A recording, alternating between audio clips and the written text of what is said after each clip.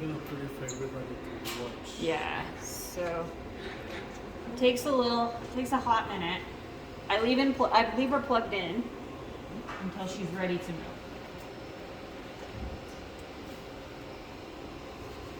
Tell you when she's ready? Yes.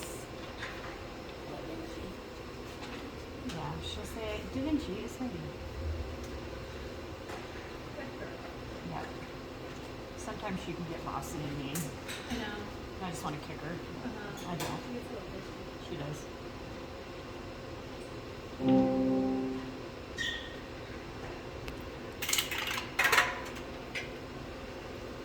She's got a scratch.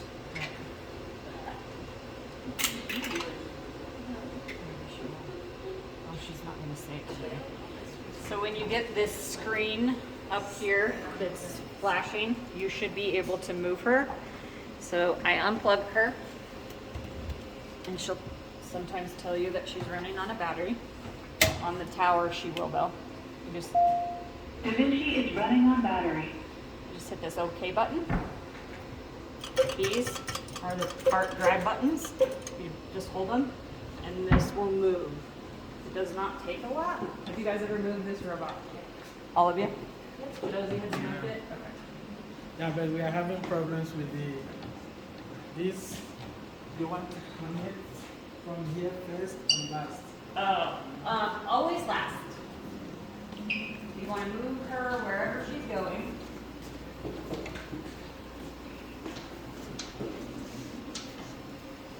So if you want to move her there, and then you want to plug her back in. The patient cart, the vision tower, and the surgeon console have to be plugged into their own outlet. Nothing else can be plugged in with them, and they've got to be plugged into a red outlet. Okay? You have to turn her back off. DaVinci is shutting down. And she'll shut down. I do that while I move in the other pieces. This one is always stationary, it doesn't go anywhere. But if you have to move it, there are, sorry girl, brakes right here. You just push one, and push the other one. And she pulls. She doesn't rotate very well, so it's easy just to pull and push. That should only have to be done for like cleaning purposes, right? Correct, yeah. Here, same thing. The patient cart, I don't know how it's best.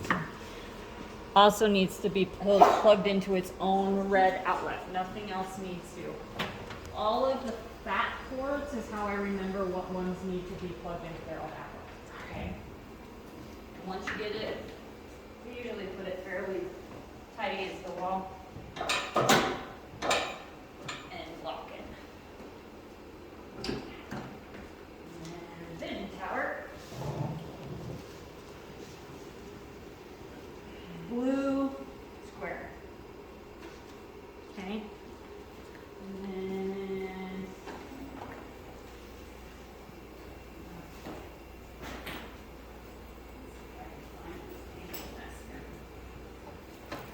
big fat cord. Long one. Again, it's its own outlet. I usually do it up here. Then you can have that one plug in multiple things if you want. So you're not wasting a 4-outlet on one. Okay? And then the next thing that I do is hook these puppies up. These are the fiber optic cables that allow each 3 pieces to talk to each other. Okay? This one usually will have to go all the way on the outside of the room. I'm just going to do it here for training. Okay? Push this little button to open. I call these dummy instructions blue to blue. Sometimes these things don't. And then red to this little red tick mark. This red tick mark shows you what's up. And it just plugs in. Same with this side.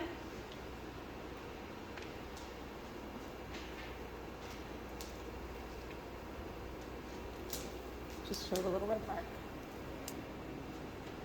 Does it matter which one you plug in first? No, because right now the machine is off. So it doesn't matter which one is plugged into which one. And you can see the red hash there. You just lift this up. It's got the red on the back side. Let me get my hand out of the way. And you just plug it in. Okay. If you have a slave monitor, which most of them do, they hook into the back of our normal slaves with the video out. Okay. If this happens to be plugged into the slave and not on the robot, they go on video out, and it doesn't matter whether it's video 1 or video 2. And if you have more than one slave, you can hook 2 of these cables up at the same time. Okay.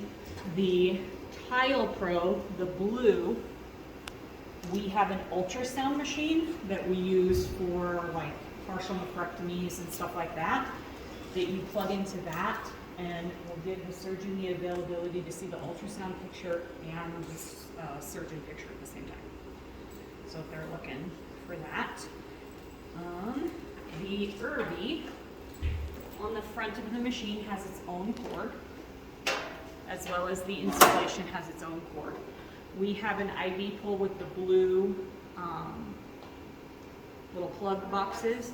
You can plug that into the wall and plug these into there, okay?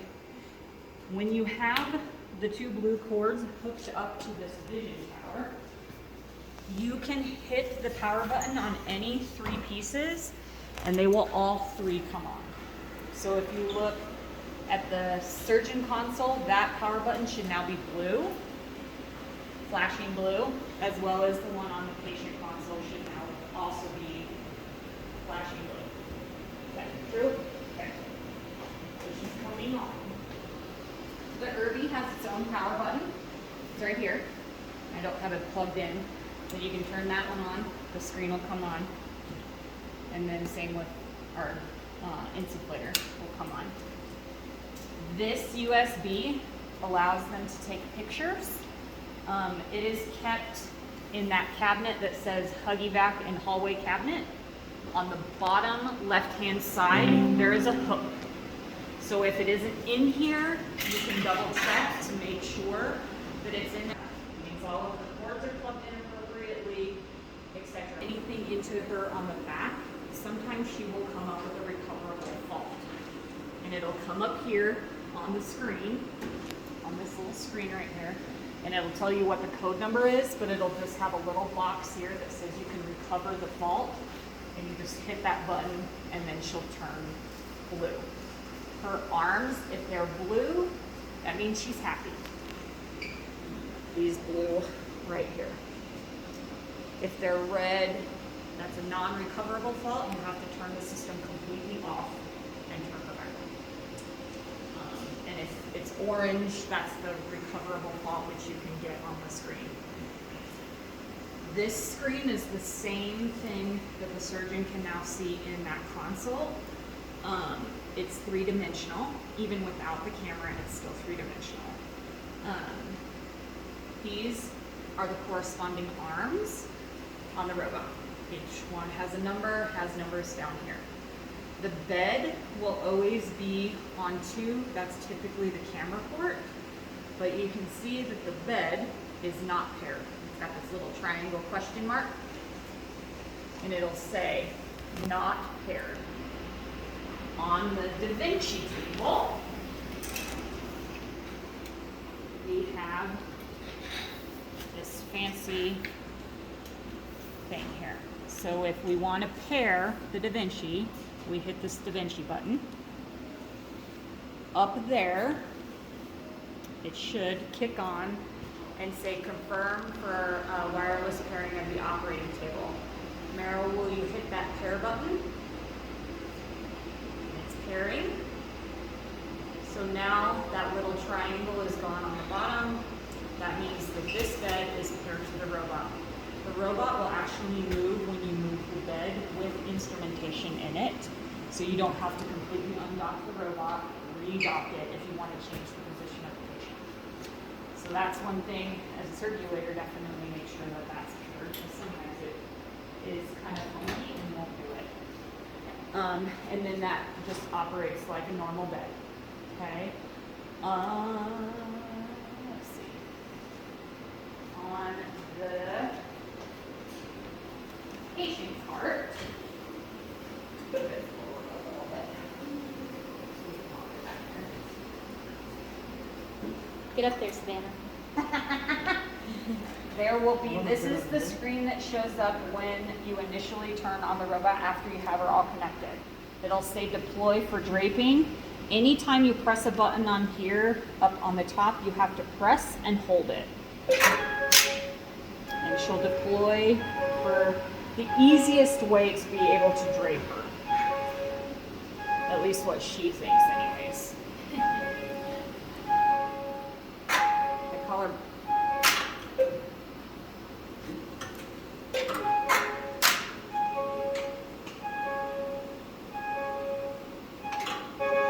when you hear that sound, that means she's done moving.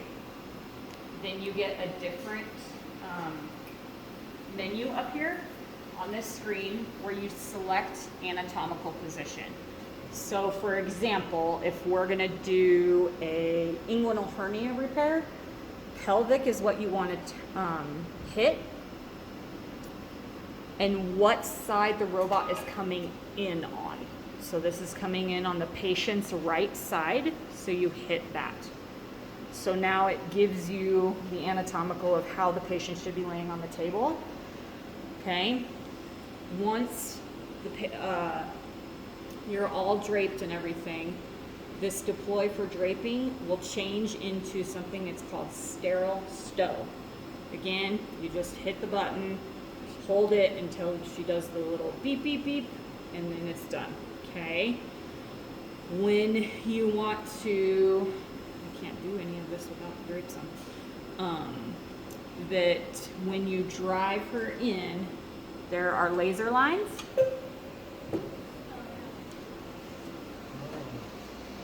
See them? So it'll be an X. So when you push these cart drive buttons to move the patient, to move it in, the surgeon will communicate to you, come straight in, and you can come straight in. And where that X is going is the camera port. So we'll just, and they'll tell you when, and they like say, good, right there. Like, oh, this is not going to move unless you move it, because you can't move it unless you push these cart buttons, okay? Then there will be a deploy for docking. So whatever you picked, pelvis or whatever, the robot works back onto itself. So the robot, when you push deploy for docking, it will move and rotate the boom the way that you have selected your anatomy. So if it works back onto itself, pelvis, this is going to rotate this way. So the arms on where Meryl is will be over here toward the patient's head. Okay? As a tech standpoint, this is super helpful. This is the boom rotation button. So if the surgeon doesn't like the way that it deployed for docking and the nurse has already trudged back over to the other side of the room, and they said they want the robot moved, a little to the left or a little to the right, if you push this button, it will rotate the whole boom. Super helpful, especially if you just asked your circulator for 6 things and you need to move this, okay? Here you go. Okay. So each button is a different direction. Yes. Okay, Yep. you guys just do it so fast, I'm like, I don't know which buttons are. So there are 3 different buttons on this, and then a 4th feature. The 4th feature is called grab and go. If you hold here and give it a push or a pull, it will move the whole thing free in space. Okay, it will move all of the buttons. Okay, and once you stop, it'll lock back into place. Okay, this button here has an up and a down. It's called the patient clearance button. It moves this knob, this joint right here, to get it either closer to the patient or further away. So down, it will rotate it down, obviously. And it'll tell you when it's reached its limit. That's the limit. And you can bring it back up, and it does the same thing if you have it all the way up to the top. This gives you a little bit of extra space between your arms if you need it. Same thing. This one is the instrument clutch button. This one allows you, this is a fixed point in space. This is the trocar, so this way it reduces fascial damage to the patient. So you can move this, and this trocar is not going to be the patient. Okay? So you can move the arm wherever you need to move it to insert the instrument. Okay? This one is the port clutch. This one actually moves the arm up and down, forward and back. Okay? This one, when you move it, you don't want the trocar hooked to it, obviously. To hook the trocar to the robot, you need to push this button so you can move to get to the trocar, as well as this little slingshot thing here. So you push this down, and you can bring it into the trocar. And once it locks into the trocar, it will whoop, and that notates that it's hooked to the trocar. To undo it, same thing. You just push this and then pull it back away from the trocar. Okay? Questions about that one? Does that answer your question about all the buttons? Yeah. Yeah. This So way, the same thing with yeah, all four of them are the same. okay. Yep, and if you can't do the grab and go, if you move this button, hold this button down, you'll do the same. Do the same thing. Forward and back. Each arm has these limits, backwards and forwards. So you can only go so far back, and you can only go so far forward.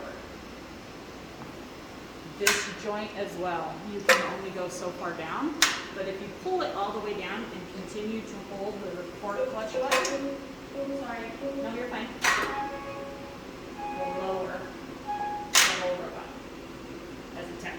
If you push it all the way up and continue to hold the port button, it will raise the whole thing. So again, helpful for your circulator if they're getting the 6 things that the surgeon just asked you for that you asked them for, and you need to move the robot in some sort of direction. When you are docking the robot, you want about this much space between each arm. That usually gives you enough space to move all of these joints out. And then, obviously, the patient clearance, if you need it, to give you a little bit of extra space. Because if you look like at these two, for example, look at how much space created with this button. Especially right here. You can create quite a bit of space right here.